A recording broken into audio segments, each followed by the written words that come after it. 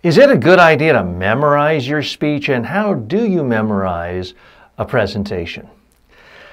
I come down pretty strongly against the idea of memorizing speeches. For starters, it's hard to do even in an ideal situation. But when you're standing up in front of people, especially if it's people you don't know or a larger group than usual, you're going to feel nervous. When you're nervous, your body's telling you, run.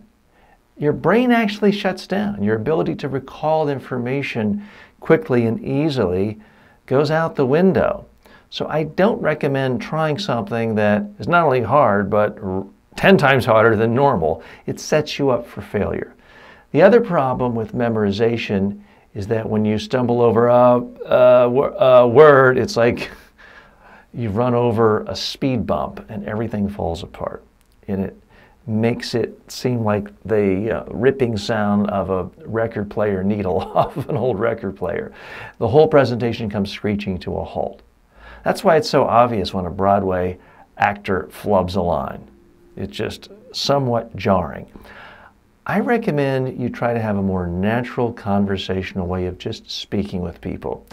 That's why the easiest thing for most people, most of the time, is to simply use notes, a simple outline.